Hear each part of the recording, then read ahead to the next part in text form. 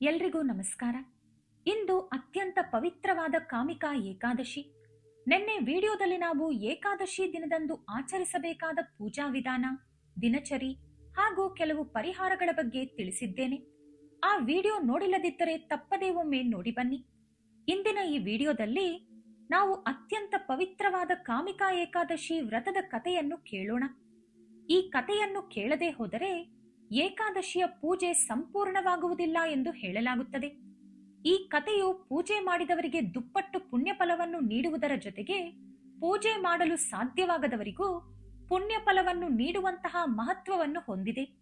ಹಾಗಾಗಿ ಕತೆಗೆ ಹೋಗುವ ಮೊದಲು ವಿಡಿಯೋಗೆ ಒಂದು ಲೈಕ್ ಮಾಡಿ, ನಮ್ಮ ಚಾನೆಲ್ ಅನ್ನು ಸಬ್ಸ್ಕ್ರೈಬ್ ಮಾಡ್ಕೊಳ್ಳಿ. ಹಾಗೆ ಕಮೆಂಟ್ನಲ್ಲಿ ಭಕ್ತಿಯಿಂದ ಓಂ ನಮೋ ಭಗವತೆ ವಾಸುದೇವಾಯ ಅಂತ ಬರೆಯಿರಿ. ಇನ್ನು ಕಥೆಯೊಳಗೆ ಹೋಗೋಣ. ಪಾಂಡವರಲ್ಲಿ ಅಗ್ರಜನಾದ ಯುಧಿಷ್ಠಿರನು ಶ್ರೀಕೃಷ್ಣನನ್ನು ಹೀಗೆ ಕೇಳುತ್ತಾನೆ. ಶ್ರೀಕೃಷ್ಣ ಜಗನ್ನಾಥ, ಕಾಮಿಕಾ ಏಕಾದಶಿಯ ವ್ರತದ ಕತೆ ಹಾಗೂ ಈ ವ್ರತದ ಮಹತ್ವವನ್ನು ನನಗೆ ತಿಳಿಸಬೇಕು. ಈ ವ್ರತವನ್ನು ಆಚರಿಸುವುದರಿಂದ ದೊರೆಯುವ ಪುಣ್ಯವೇನು ಎಂದು ಕೇಳುತ್ತಾನೆ. ಆಗ ಶ್ರೀಕೃಷ್ಣನು ಕಾಮಿಕಾ ಏಕಾದಶಿಯ ವ್ರತದ ಕತೆ ಹಾಗೂ ಅದರ ಮಹತ್ವವನ್ನು ಈ ರೀತಿಯಾಗಿ ವಿವರಿಸುತ್ತಾರೆ. ಮಹಾರಾಜ, ಒಂದು ಕಾಲದಲ್ಲಿ ನಾರದ ಮಹರ್ಷಿಯು ಕಾಮಿಕಾ ಏಕಾದಶಿ ವ್ರತದ ಮಹಿಮೆ ಹಾಗೂ ಅದರ ಕಥೆಯನ್ನು ತಿಳಿಸಬೇಕೆಂದು ತನ್ನ ತಂದೆಯಾದ ಬ್ರಹ್ಮದೇವರನ್ನು ಕೇಳಿದರು. ಆಗ ಬ್ರಹ್ಮದೇವರು ಆ ವ್ರತದ ಮಹತ್ವವನ್ನು ವಿವರವಾಗಿ ಈ ರೀತಿ ಹೇಳಿದರು. ಓ ನಾರದ, ಏಕಾದಶಿಯ ಮಹಿಮೆಯನ್ನು ವಿವರಿಸುವುದು ಕೂಡ ಒಂದು ಪುಣ್ಯ ಕಾರ್ಯವೇ. ಆಷಾಢ ಮಾಸದ ಕೃಷ್ಣ ಪಕ್ಷದಲ್ಲಿ ಬರುವ ಏಕಾದಶಿಯನ್ನು ಕಾಮಿಕಾ ಏಕಾದಶಿ ಎಂದು ಕರೆಯುತ್ತಾರೆ. ಏಕಾದಶಿಯ ಮಹಿಮೆಯನ್ನು ಕೇಳುವುದರಿಂದಲೇ ಅಶ್ವಮೇಧ ಯಾಗವನ್ನು ಮಾಡಿದಷ್ಟು ಮಹತ್ತರವಾದ ಪುಣ್ಯಫಲ ದೊರೆಯುತ್ತದೆ. ಆದ್ದರಿಂದ ಈ ದಿನ ಶ್ರೀ ಮಹಾವಿಷ್ಣುವನ್ನು ತಪ್ಪದೆ ಆರಾಧಿಸಬೇಕು. ಕಾಮಿಕಾ ಏಕಾದಶಿಯಂದು ಶ್ರೀಹರಿಯನ್ನು ಭಕ್ತಿಯಿಂದ ಆರಾಧಿಸಿದರೆ ದೊರೆಯುವ ಪುಣ್ಯಫಲವು ಕಾಶಿಯಲ್ಲಿ ಗಂಗಾ ಸ್ನಾನ ಮಾಡುವುದಕ್ಕಿಂತಲೂ 1000 ಪಟ್ಟು ಹೆಚ್ಚಿನದು ಎಂದು ಹೇಳಲಾಗುತ್ತದೆ. ಆದ್ದರಿಂದ ಈ ದಿನ ತಪ್ಪದೇ ಶ್ರೀಹರಿಯನ್ನು ಪೂಜಿಸಬೇಕು.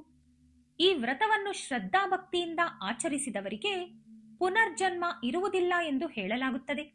ಹಾಗಾಗಿ ಅತ್ಯಂತ ವಿಶೇಷವಾದ ಕಾಮಿಕಾ ಏಕಾದಶಿ ವ್ರತದ ಮಹಿಮೆಯನ್ನು ವಿವರಿಸುವುದು ಕೂಡ ಬಹಳ ಪುಣ್ಯದಾಯಕವಾಗಿದೆ.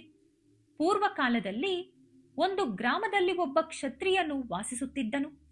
ಅವನು ತನ್ನ ಶಕ್ತಿ ಮತ್ತು ಬಲದ ಬಗ್ಗೆ ಬಹಳ ಗರ್ವ ಪಡುತ್ತಿದ್ದನು. ಆ ಕ್ಷತ್ರಿಯನು ಭಗವಂತನಾದ ಶ್ರೀ ಮಹಾವಿಷ್ಣುವಿನಲ್ಲಿ ಅಪಾರವಾದ ನಂಬಿಕೆಯನ್ನು ಹೊಂದಿದ್ದನು. ಪ್ರತಿದಿನವೂ ಸ್ವಾಮಿಗೆ ವಿವಿಧ ರೀತಿಯಲ್ಲಿ ಪೂಜೆಗಳನ್ನು ಮಾಡುತ್ತಿದ್ದನು. ಆದರೆ ಅವನ ಮನಸ್ಸಿನಲ್ಲಿ ಮಾತ್ರ ಯಾವಾಗಲೂ ಗರ್ವ ತುಂಬಿಕೊಂಡಿರುತ್ತಿತ್ತು. ಅವನು ಪ್ರತಿದಿನ ಶ್ರೀ ಮಹಾವಿಷ್ಣುವನ್ನು ಆರಾಧಿಸುತ್ತಿದ್ದರೂ ಅವನಲ್ಲಿದ್ದ ಅಹಂಕಾರ ಮತ್ತು ಗರ್ವವು ಸ್ವಾಮಿಗೆ ಇಷ್ಟವಾಗುತ್ತಿರಲಿಲ್ಲ. ಅವನು ಭಕ್ತಿಯಿಂದ ಪೂಜೆ ಮಾಡುತ್ತಿದ್ದುದನ್ನು ಸ್ವಾಮಿ ನೋಡುತ್ತಿದ್ದರೂ ಅವನ ಮನಸ್ಸಿನಲ್ಲಿದ್ದ ಗರ್ವವನ್ನು ಮಾತ್ರ ಅವನಿಂದ ದೂರ ಮಾಡಿಕೊಳ್ಳಲು ಸಾಧ್ಯವಾಗಲಿಲ್ಲ. ಹೀಗೆ ಒಂದು ದಿನ ಆ ಕ್ಷತ್ರಿಯನು ಯಾವುದೋ ಮುಖ್ಯವಾದ ಕೆಲಸದ ನಿಮಿತ್ತ ಮನೆಯಿಂದ ಹೊರಗಡೆ ಹೋದನು. ದಾರಿಯಲ್ಲಿ ಅವನಿಗೆ ಒಬ್ಬ ಬ್ರಾಹ್ಮಣನು ಎದುರಾದನು. ಯಾವುದೋ ಒಂದು ವಿಚಾರಕ್ಕೆ ಇಬ್ಬರ ನಡುವೆ ಜಗಳ ಪ್ರಾರಂಭವಾಯಿತು. ಆ ಜಗಳ ನಿಧಾನವಾಗಿ ವಾಗ್ವಾದವಾಗಿ ಮಾರ್ಪಟ್ಟಿತು. ಆ ವಾಗ್ವಾದವು ತೀವ್ರಗೊಂಡು ಕೊನೆಗೆ ಇಬ್ಬರ ನಡುವೆ ತಳ್ಳಾಟ ಮತ್ತು ಹೊಡೆದಾಟಕ್ಕೆ ಕಾರಣವಾಯಿತು. ಆ ಕ್ಷತ್ರಿಯನು ಬಹಳ ಬಲಶಾಲಿಯಾಗಿದ್ದನು, ಆದರೆ ಆ ಬ್ರಾಹ್ಮಣನು ದುರ್ಬಲನಾಗಿದ್ದನು. ಹೀಗಾಗಿ ಕ್ಷತ್ರಿಯನು ಮಾಡಿದ ದಾಳಿಯನ್ನು ತಡೆಯಲು ಸಾಧ್ಯವಾಗದೆ ಆ ಬ್ರಾಹ್ಮಣನು ಅಲ್ಲಿಯೇ ಬಿದ್ದು ಮೃತಪಟ್ಟನು. ಬ್ರಾಹ್ಮಣನ ಸಾವಿನಿಂದ ಕ್ಷತ್ರಿಯನು ಆಘಾತಕ್ಕೊಳಗಾದನು. ತಾನು ಮಾಡಿದ ತಪ್ಪನ್ನು ಅರಿತುಕೊಂಡು ತೀವ್ರವಾಗಿ ಪಶ್ಚಾತ್ತಾಪಪಟ್ಟನು. ಈ ವಿಷಯವು ಗ್ರಾಮದಲ್ಲೆಲ್ಲ ಬೆಂಕಿಯಂತೆ ಹರಡಿತು. ಆ ಕ್ಷತ್ರಿಯ ಯುವಕನು ಗ್ರಾಮಸ್ಥರಲ್ಲಿ ಕ್ಷಮೆ ಕೇಳಿ ಮೃತಪಟ್ಟ ಬ್ರಾಹ್ಮಣನ ಅಂತ್ಯಕ್ರಿಯೆಗಳನ್ನು ತಾನೇ ಸ್ವತಃ ನೆರವೇರಿಸುತ್ತೇನೆ ಎಂದು ಅವರಿಗೆ ಭರವಸೆ ನೀಡಿದನು. ಆದರೆ ಪಂಡಿತರು ಅವನೊಂದಿಗೆ ಸೇರಿ ಅಂತ್ಯಕ್ರಿಯೆಗಳಲ್ಲಿ ಭಾಗವಹಿಸಲು ನಿರಾಕರಿಸಿದರು. ಆಗ ಆತ ಜ್ಞಾನಿಗಳಾದ ಪಂಡಿತರ ಬಳಿ ಹೋಗಿ ತಾನು ಮಾಡಿದ ಪಾಪಕ್ಕೆ ಪರಿಹಾರವೇನು ಎಂದು ತಿಳಿದುಕೊಳ್ಳಲು ಬಯಸಿದನು. ಆಗ ಪಂಡಿತರು ಅವನಿಗೆ, ನೀನು ಬ್ರಾಹ್ಮಣನ ಹತ್ಯೆ ಮಾಡಿರುವುದರಿಂದ ಬ್ರಹ್ಮಹತ್ಯಾ ದೋಷ ನಿನ್ನನ್ನು ಕಾಡುತ್ತಿದೆ. ಆದ್ದರಿಂದ ನಿನ್ನ ಮನೆಯಲ್ಲಿ ನಡೆಯುವ ಬ್ರಾಹ್ಮಣರ ಭೋಜನದಲ್ಲಿಯೂ ನಾವು ಊಟ ಮಾಡಲು ಸಾಧ್ಯವಿಲ್ಲ. ಎಂದು ಹೇಳಿದರು. ಇದನ್ನು ಕೇಳಿದ ಕ್ಷತ್ರಿಯನು, ನಾನು ಮಾಡಿದ ಈ ಬ್ರಾಹ್ಮಣ ಹತ್ಯೆಯ ಅಪರಾಧಕ್ಕೆ ಯಾವುದಾದರೂ ಪ್ರಾಯಶ್ಚಿತ ಅಥವಾ ಪರಿಹಾರವಿದ್ದರೆ ದಯವಿಟ್ಟು ತಿಳಿಸಿ ಎಂದು ಕೇಳಿಕೊಂಡನು. ಆಗ ಪಂಡಿತರು, ಆಷಾಢ ಮಾಸದ ಕೃಷ್ಣ ಪಕ್ಷದ ಏಕಾದಶಿ ತಿಥಿಯಂದು ಶ್ರೀ ಮಹಾವಿಷ್ಣುವನ್ನು ಭಕ್ತಿಯಿಂದ ಪೂಜಿಸಬೇಕು. ಬ್ರಾಹ್ಮಣರಿಗೆ ಅನ್ನದಾನ ಮಾಡಬೇಕು, ದಾನ ಧರ್ಮಗಳನ್ನು ಮಾಡಬೇಕು. ಹೀಗೆ ಮಾಡಿದರೆ ಮಾತ್ರ ಬ್ರಾಹ್ಮಣ ಹತ್ಯೆಯಂತಹ ಪಾಪದಿಂದ ನೀನು ವಿಮುಕ್ತನಾಗಲು ಸಾಧ್ಯ ಎಂದು ವಿವರಿಸಿದರು. ಬ್ರಾಹ್ಮಣನ ಅಂತ್ಯಕ್ರಿಯೆಗಳ ನಂತರ ಆ ಕ್ಷತ್ರಿಯನು ಪಂಡಿತರು ನೀಡಿದ ಸಲಹೆಯನ್ನು ಅನುಸರಿಸಿದನು. ಕಾಮಿಕಾ ಏಕಾದಶಿಯಂದು ಶ್ರೀ ಮಹಾವಿಷ್ಣುವನ್ನು ಸಂಪೂರ್ಣ ಭಕ್ತಿಯಿಂದ ವಿಧಿವಿಧಾನಗಳೊಂದಿಗೆ ಪೂಜಿಸಿದನು. ಅದೇ ಸಮಯದಲ್ಲಿ ತನ್ನಲ್ಲಿದ್ದ ಗರ್ವ ಮತ್ತು ಅಹಂಕಾರವನ್ನು ಸಂಪೂರ್ಣವಾಗಿ ತ್ಯಜಿಸಿದನು. ಅದರ ನಂತರ ಅನೇಕ ಬ್ರಾಹ್ಮಣರಿಗೆ ಭೋಜನ ಮಾಡಿಸಿದನು, ದಾನ ದಕ್ಷಿಣೆಗಳನ್ನು ಮಾಡಿದನು. ಹೀಗೆ ಶ್ರೀ ಮಹಾವಿಷ್ಣುವಿನ ಅನುಗ್ರಹದಿಂದ ಆ ಕ್ಷತ್ರಿಯನು ಬ್ರಾಹ್ಮಣ ಹತ್ಯೆಯ ದೋಷದಿಂದ ವಿಮುಕ್ತನಾದನು. ಆದ್ದರಿಂದ ಅತ್ಯಂತ ಪವಿತ್ರವಾದ ಈ ಕಾಮಿಕಾ ಏಕಾದಶಿ ವ್ರತವನ್ನು ಯಾರೇ ಆಗಲಿ ಭಕ್ತಿ ಶ್ರದ್ಧೆಯಿಂದ ಆಚರಿಸಿದರೆ ಅವರಿಗೆ ವೈಕುಂಠ ಪ್ರಾಪ್ತಿಯಾಗುತ್ತದೆ ಎಂದು ಹೇಳಲಾಗುತ್ತದೆ. ವಿಶೇಷವಾಗಿ ಈ ದಿನ ಶ್ರೀಕೃಷ್ಣನನ್ನು ಪೂಜಿಸುವುದರಿಂದ ದೊರೆಯುವ ಪುಣ್ಯಫಲವು ಗಂಗಾ ನದಿಯಲ್ಲಿ ಸ್ನಾನ ಮಾಡುವುದರಿಂದ, ಕಾಶಿ ಅಥವಾ ನೈಮಿಷಾರಣ್ಯಕ್ಕೆ ಭೇಟಿ ನೀಡುವುದರಿಂದ, ಹಾಗೆಯೇ ಅನೇಕ ಪುಷ್ಕರ ಕ್ಷೇತ್ರಗಳನ್ನು ದರ್ಶಿಸುವುದರಿಂದ ದೊರೆಯುವ ಪುಣ್ಯಕ್ಕೆ ಸಮಾನ ಎಂದು ಹೇಳಲಾಗುತ್ತದೆ. ಇನ್ನು ಕಾಮಿಕಾ ಏಕಾದಶಿಯ ಮಹಿಮೆಗೆ ಸಂಬಂಧಿಸಿದ ಮತ್ತೊಂದು ಪವಿತ್ರ ಕಥೆಯನ್ನು ಕೇಳೋಣ. ಕೃತಯುಗದಲ್ಲಿ ಚಂದ್ರಾವತಿ ನಗರವನ್ನು ರಾಜಧಾನಿಯನ್ನಾಗಿ ಮಾಡಿಕೊಂಡು ಮುರ ಎಂಬ ಅಸುರನು ರಾಜ್ಯಭಾರ ಮಾಡುತ್ತಿದ್ದನು. ಅವನು ಮಹಾಬಲಶಾಲಿಯಾಗಿದ್ದನು. ದೇವತೆಗಳು, ಋಷಿಗಳು ಹಾಗೂ ಸಾಮಾನ್ಯ ಜನರನ್ನು ಹಿಡಿದು ಪೀಡಿಸುತ್ತಾ ಕ್ರೂರವಾಗಿ ಹಿಂಸಿಸುತ್ತಿದ್ದನು. ಇಂದ್ರ ಸೇರಿದಂತೆ ಹಲವಾರು ದೇವತೆಗಳನ್ನು ಸೋಲಿಸಿದ ಅವನು ತ್ರಿಮೂರ್ತಿಗಳ ಮೇಲೆಯೇ ಯುದ್ಧಕ್ಕೆ ಬರುವಷ್ಟು ಅಹಂಕಾರದಿಂದ ವರ್ತಿಸಲು ಪ್ರಾರಂಭಿಸಿದನು. ಆ ಮುರಾಸುರನ ಅತ್ಯಾಚಾರಗಳನ್ನು ಸಹಿಸಲಾಗದೆ ದೇವತೆಗಳು ಅವನಿಂದ ತಮ್ಮನ್ನು ರಕ್ಷಿಸಬೇಕೆಂದು ವೈಕುಂಠಕ್ಕೆ ತೆರಳಿ ಶ್ರೀ ಮಹಾವಿಷ್ಣುವಿನ ದರ್ಶನ ಪಡೆದರು. ತಮ್ಮ ನೋವು ಮತ್ತು ಕಷ್ಟಗಳನ್ನು ಶ್ರೀಹರಿಯ ಬಳಿ ಹೇಳಿಕೊಂಡು ಆ ರಾಕ್ಷಸನಿಂದ ತಮ್ಮನ್ನು ರಕ್ಷಿಸಬೇಕೆಂದು ಪ್ರಾರ್ಥಿಸಿದರು. ದೇವತೆಗಳ ಪ್ರಾರ್ಥನೆಯನ್ನು ಕೇಳಿದ ಶ್ರೀ ಮಹಾವಿಷ್ಣು ಯುದ್ಧಕ್ಕೆ ಸಿದ್ಧರಾಗಿ ಮುರಾಸುರನೊಂದಿಗೆ ಹೋರಾಟಕ್ಕೆ ಇಳಿದರು. ಇಬ್ಬರ ನಡುವೆ ಭೀಕರವಾದ ಯುದ್ಧ ಪ್ರಾರಂಭವಾಯಿತು. 100 ವರ್ಷಗಳ ಕಾಲ ಯುದ್ಧ ನಡೆದರೂ ಯಾರಿಗೂ ಸ್ಪಷ್ಟವಾದ ಗೆಲುವು ದೊರೆಯಲಿಲ್ಲ. ಕೊನೆಗೆ ಶ್ರೀಹರಿಗೆ ಭಯಪಟ್ಟ ಮುರಾಸುರನು ಸಮುದ್ರದ ಗರ್ಭದೊಳಗೆ ಹೋಗಿ ಅಡಗಿ ಕುಳಿತನು.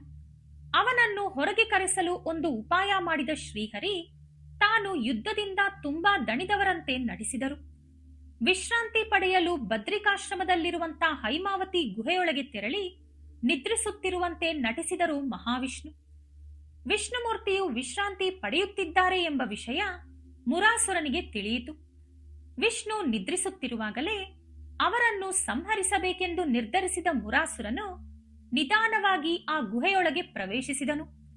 ಆದರೆ ಮಹಾವಿಷ್ಣುವಿನದ್ದು ಸಾಮಾನ್ಯ ನಿದ್ರೆಯಲ್ಲ, ಅದು ಯೋಗ ನಿದ್ರೆ.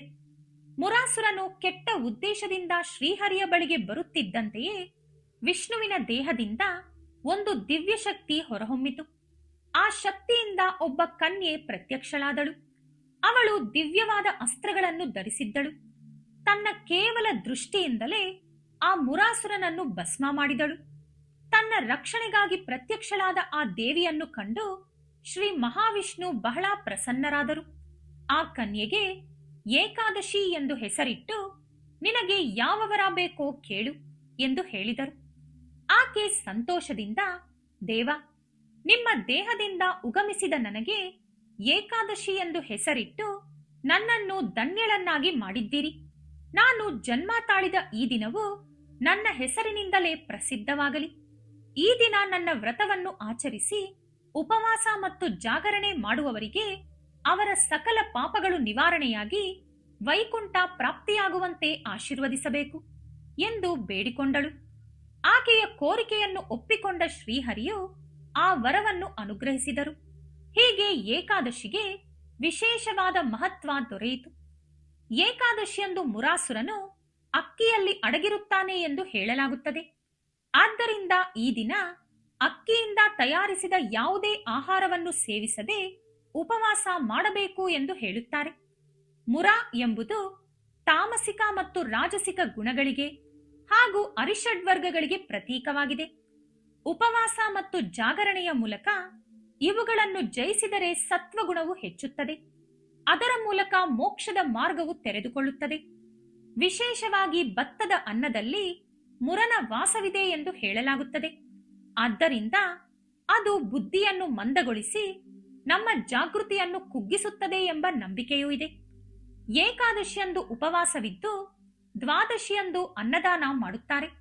ಒಂದು ದಿನ ಆಹಾರ ಸೇವಿಸದೇ ಇದ್ದು ಮರುದಿನ ಆಹಾರ ಸೇವಿಸುವುದರಿಂದ ನಾಲಿಗೆಗೆ ಆಹಾರದ ರುಚಿಯ ಮಹತ್ವವು ತಿಳಿಯುತ್ತದೆ. ಕಾಮಿಕ ಏಕಾದಶಿ ವ್ರತವನ್ನು ಆಚರಿಸುವುದರಿಂದ ಕಾಶಿಯಲ್ಲಿ ಗಂಗಾ ಸ್ನಾನ ಮಾಡಿದಷ್ಟು ಮತ್ತು ಹಿಮಾಲಯದಲ್ಲಿ ತಪಸ್ಸು ಮಾಡಿದಷ್ಟು ಪುಣ್ಯಫಲ ದೊರೆಯುತ್ತದೆ ಎಂದು ಹೇಳಲಾಗುತ್ತದೆ. ಈ ದಿನ ಶ್ರೀ ಮಹಾವಿಷ್ಣುವನ್ನು ತುಳಸಿ ದಳಗಳಿಂದ ಪೂಜಿಸುವುದು ಅತ್ಯಂತ ಶ್ರೇಷ್ಠವಾಗಿದೆ. ಮಹಾವಿಷ್ಣುವಿಗೆ ಬಂಗಾರ ಮತ್ತು ರತ್ನಗಳಿಗಿಂತಲೂ ತುಳಸಿ ಎಲೆಗಳನ್ನು ಅರ್ಪಿಸಿದರೆ ಹೆಚ್ಚು ಸಂತೋಷವಾಗುತ್ತಾರೆ ಎಂದು ನಂಬಲಾಗುತ್ತದೆ. ತುಳಸಿಯ ದರ್ಶನ ಪಡೆದಷ್ಟು ಮಾತ್ರವೇ ಸಕಲ ಪಾಪಗಳು ನಿವಾರಣೆಯಾಗುತ್ತವೆ ಎಂಬ ನಂಬಿಕೆಯೂ ಇದೆ. ಇದೇ ಅತ್ಯಂತ ಪವಿತ್ರವಾದ ಕಾಮಿಕಾ ಏಕಾದಶಿ ವ್ರತಕತೆ.